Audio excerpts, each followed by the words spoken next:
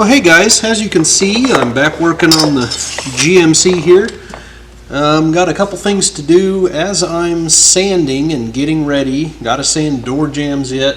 I have a lot to do actually. But when I bought this vehicle, it had diamond plate running boards on it and a fiberglass camper topper. Both very boss things to have on your truck, you know.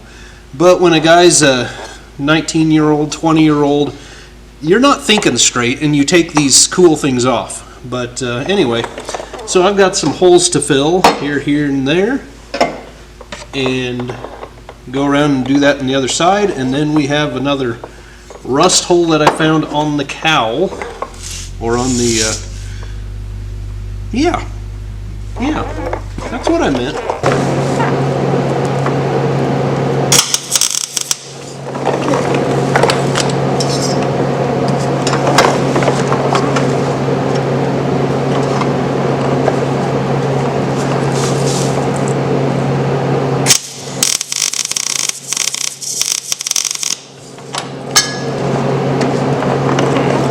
Now I have a couple of very small patches to make yet, as I've been sanding and cleaning and filling holes and so forth. One down below the cab there, but the more complex of which is this one here. Obviously my windshield seal was holding water in this part. I've looked at the other end and that looks nice and solid. And on the inside, the dash portion of it, I don't know if we can get in there, but you know, that still looks nice and solid, so I don't think that'll be too much of a problem. And I think I can honestly deal with this. I will just treat that corrosion, and then the sealant for the gasket will fill in the rest and take over at that point. But I need to cut this out and form a new one. To get correct measurements, obviously I need it's about 4 3/8 what I've drawn here. I'm going to cut it 1/8 of an inch wider, so 4 1/2.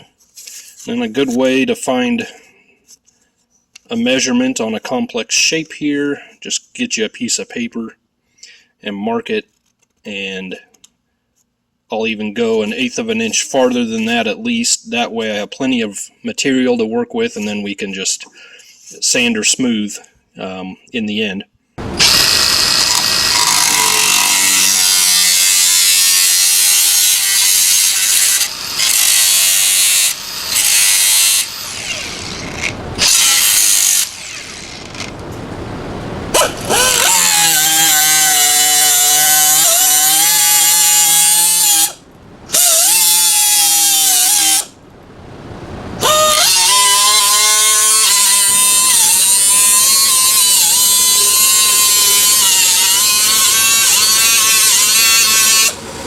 I'm cutting into where I don't want to cut too far into there. I think I've got it all the way on this end. Now I'm using my drill bit to get the spot welds. I need to go a little farther with that.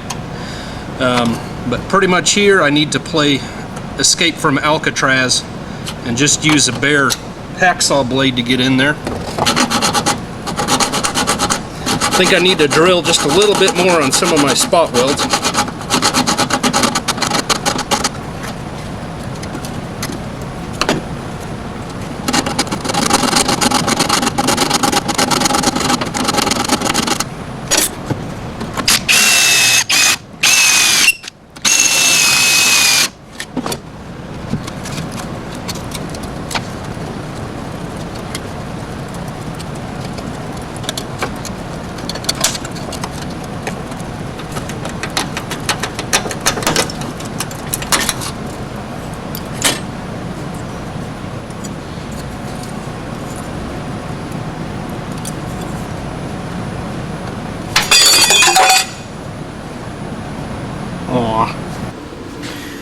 Well, apparently I still can't be trusted with a camera, but what I've done, I've rolled the first roll, this one here, and I actually just tack welded it onto this piece of tubing that matched the radius, and then I just used a pipe wrench to roll it around itself, and it just worked pretty good. So now I'm going to bend this, it's not quite a 90 on the top end there for our pinch weld. I think I can probably just get it by hand.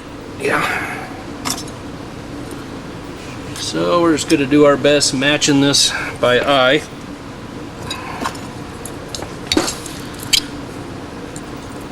I have no doubt we'll have to make some adjustments later.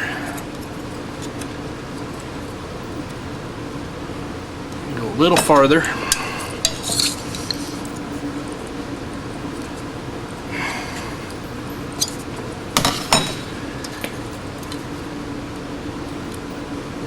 Okay, that's looking pretty good. So there's that. Now I will drill several holes in here for our spot welds, and then we'll take it back to the truck. Well, here's my piece. Probably goes without saying, but the more time you take with it, the better off it's going to be. That's probably very obvious. I'm going to try very hard not to drop this down in here, and I will try to get in there with a magnet and get the old one out, but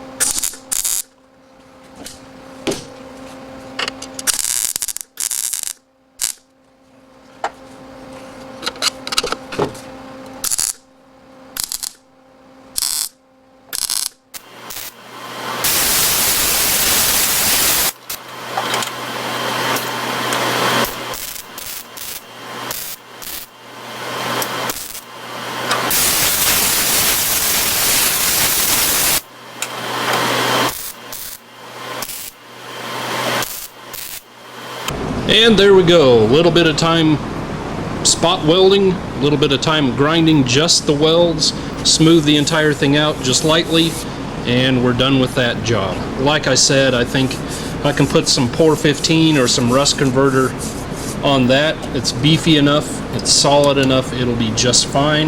That'll all be covered up and sealed over anyway, and we'll never see it again, I hope.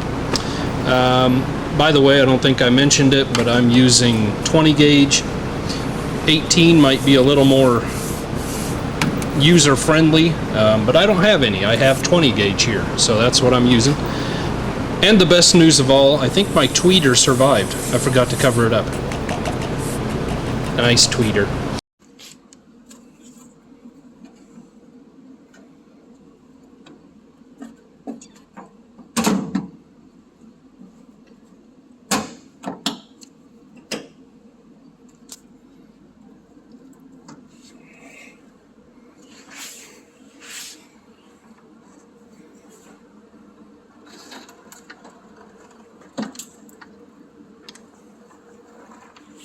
So here's the patch I'm making down here, and this was actually another hole for the running board that got out of hand. It just went, you know how that goes sometimes.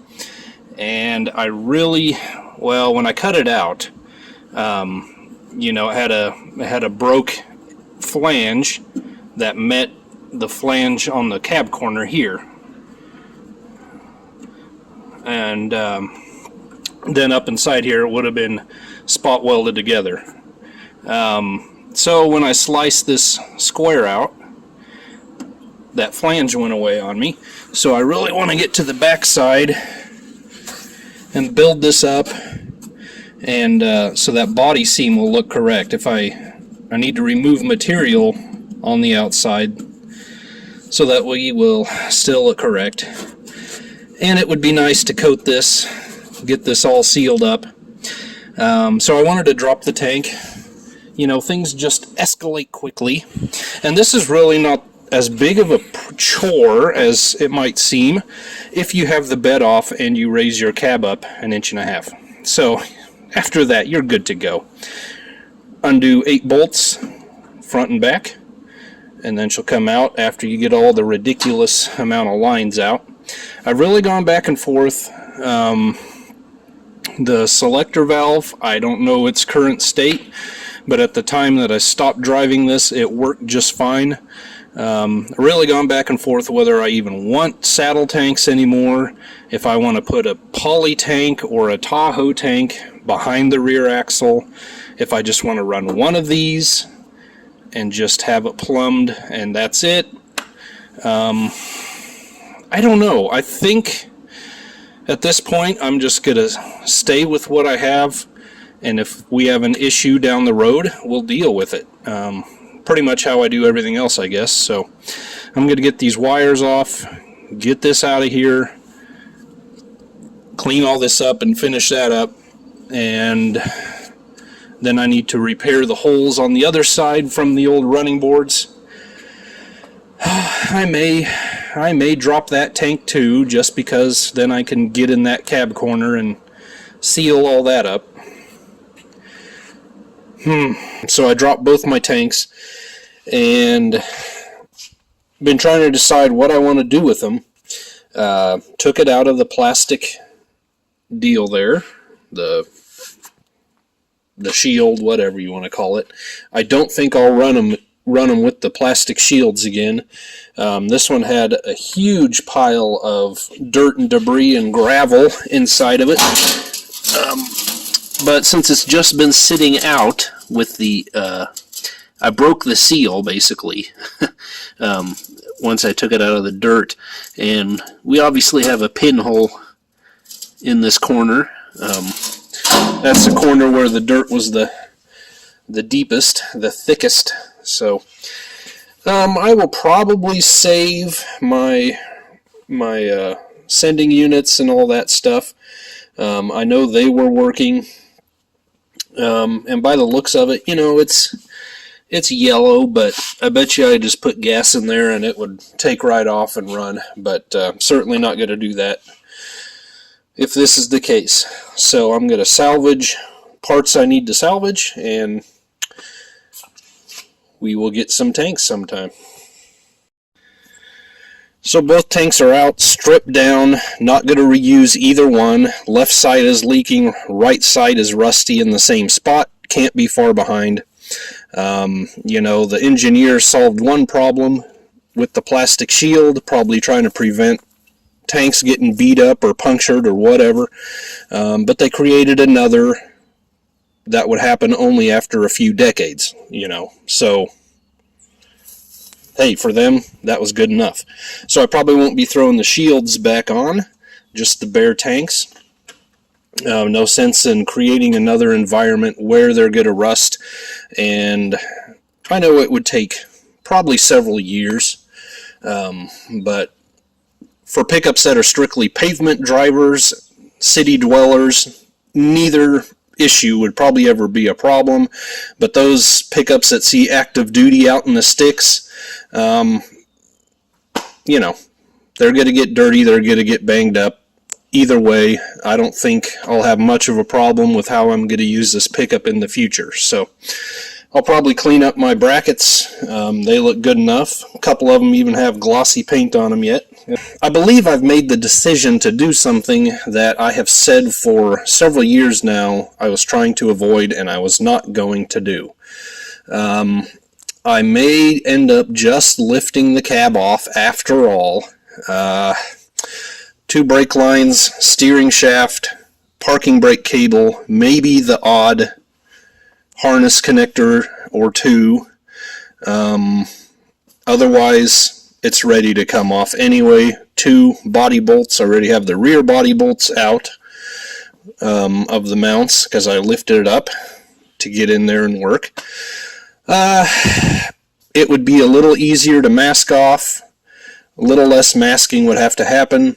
A little bit easier to paint, being able to walk all the way around the thing.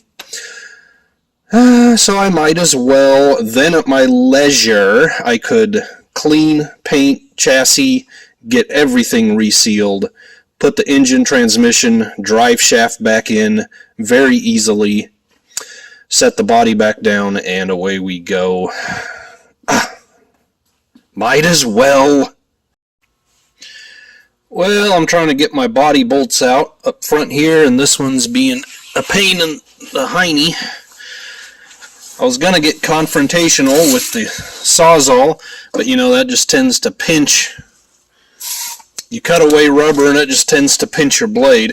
So I've got the weight of what's left of the vehicle, at least on this side, lifting the vehicle so the weight's on the bolt, trying to pull the bolt apart.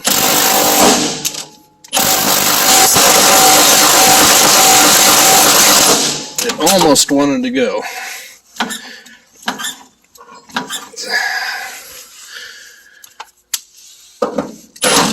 Let's try it again here.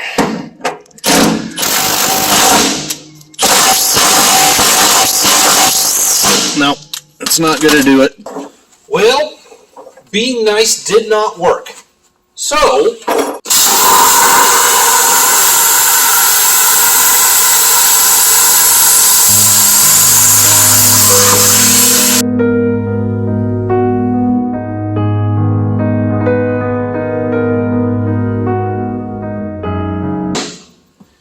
some of you may want to ask, hey man, why did you just cut a hole in your body? Well, we've got a problem here. I could take a torch and just remove the head of the bolt. That'd be fine. Or I could probably get in there yet with a Sawzall. I'd have to cut through a bunch of rubber of the body mount. But I could snip through the bolt, maybe. That'd be fine. But the reality of it is, at the end of the day, I still have bolt threads seized up in a nut that's just spinning in an enclosed space. You can't get to it. So unfortunately, I've got to cut in there, remove everything, redo it, and then we can proceed. Unfortunately, the same thing happened on the other side. I thought I was getting it broke loose, but I actually soaked it with penetrating oil overnight. I got the straw up through a hole in the body mount area there, and but the nut broke free, so I'm going to have to do this on both sides. So here's just a closer look at the situation. Cut my access hole, and I actually cut a slot in the nut. You can see it right in there. That allowed the nut to spread open, so now I can actually turn the bolt a little bit. It still jams up, and then the nut starts spinning. But I'll cut that all out of there. There's the nut you see twirling. Cut it all out of there, remove it. Of course, you can patch it, but I was considering, I can't get the whole new cage in there that they welded in, and the nut, I'm not going to even bother with all that. Probably what I'll do, clean up my awful square I cut into there, just make a patch over it, silicone it, pop rivet it, and that way it's easily removable in the future. Don't plan on ever needing it to be removed, but this is all 100% hidden. That'll seal it back up, and if anyone ever needs to remove it again, it'll be easily done. At least that's the plan for now. Who knows? I could easily end up just welding it shut again.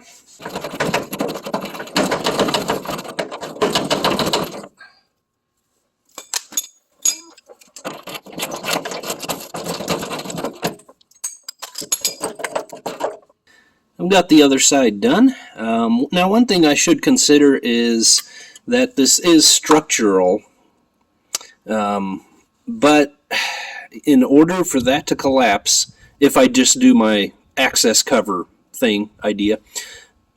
In order for all that to collapse, the back wall of the support would have to collapse. It is closely welded and all supported here by this piece.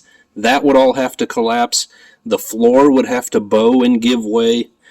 I really don't see all of that happening just because of one little inch by inch and a half hole. I don't know. I'll continue to think about it. Let me know what you guys think, but I really don't think it would be a problem. Well, I think I'm basically ready here with the help of Mr. Maintainer to give me a hand. Now there may be a few phantom wires and whatnot I have to disconnect along the way, of course, but otherwise, let's get it done.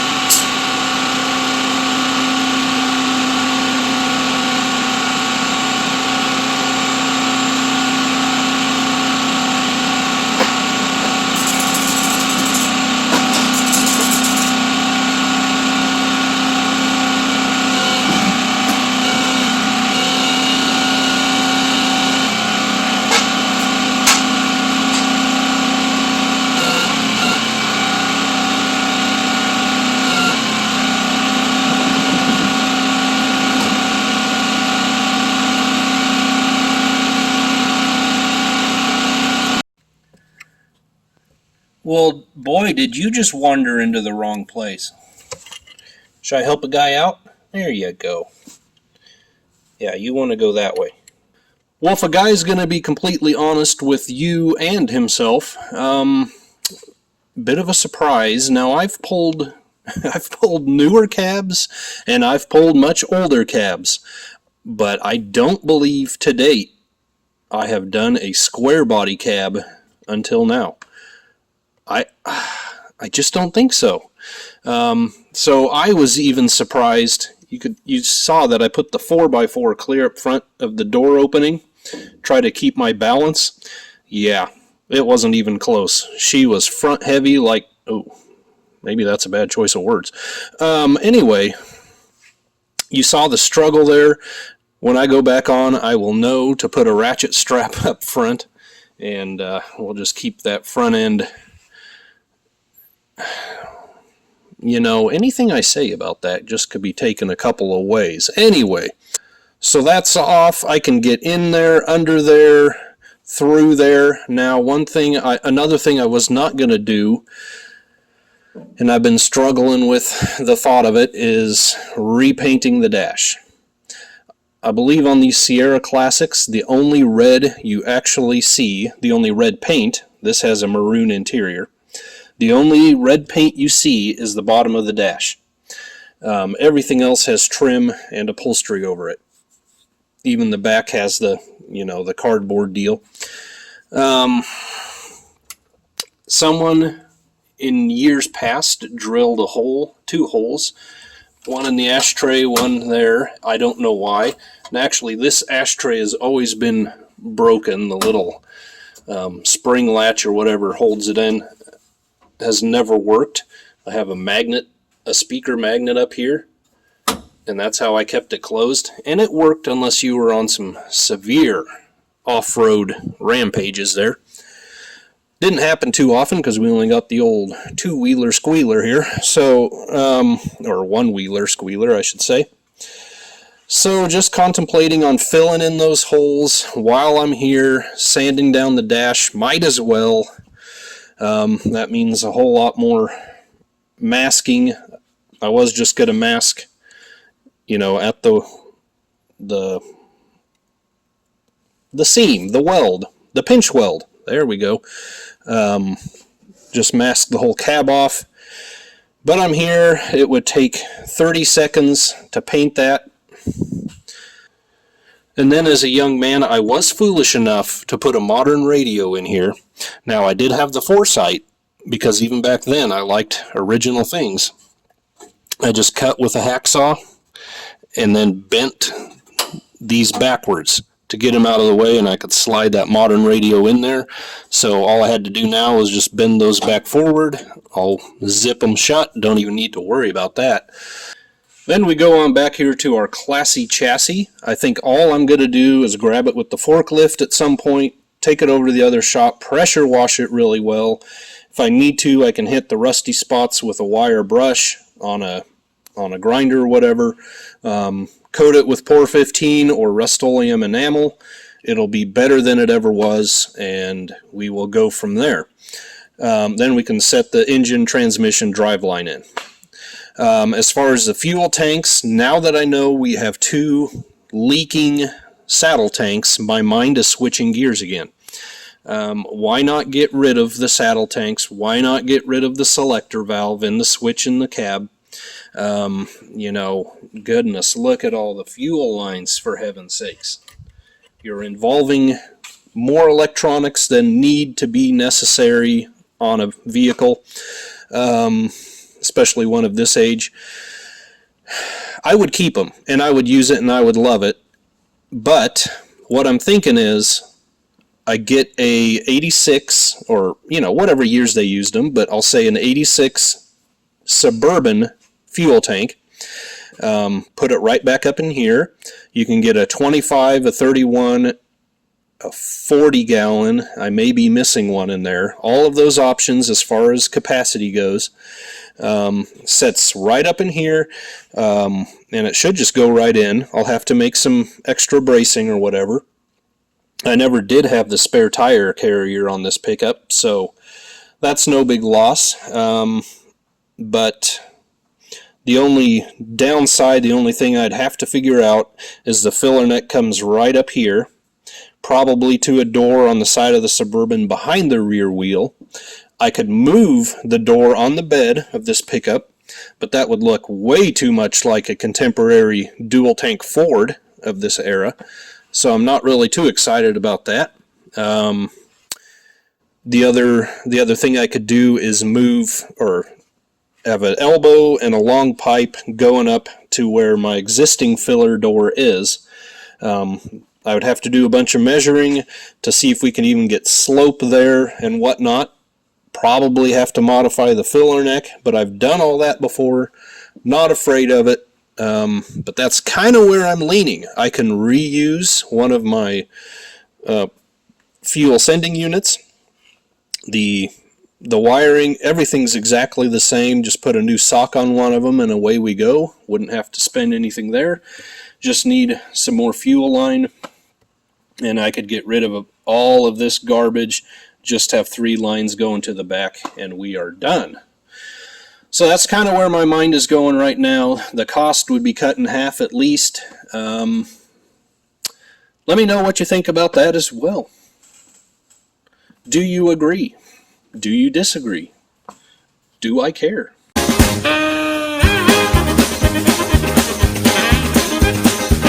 Well, there we go, guys. That's about going to have to do it for this one. Did we succeed in anything? I mean, really? Seems to me all we accomplished was taking more apart. We got some stuff welded up and patched up, and I'm going to continue in that. The biggest accomplishment is I didn't die from the cab rolling over on me. That was a great thing. Even have all 13 digits yet, you know. So I'm going to keep working on it. You don't need to see any more of that. I think so long ago, I beg your pardon, I think so long ago when I did the very first video on this project, I said the next video with this would be painting it. Obviously, I can't be trusted. Then we had a whole series of engine building videos. If you don't know what I'm talking about, go check those out. So, I'm hoping the next video you see will be priming and then painting the cab. And then we'll take care of this mess and throw the drivetrain in it. So, if you liked the video, come back and see us again. Subscribe, do all that stuff, whatever. And all I can say is thanks for watching. God bless you guys. See you on the next one.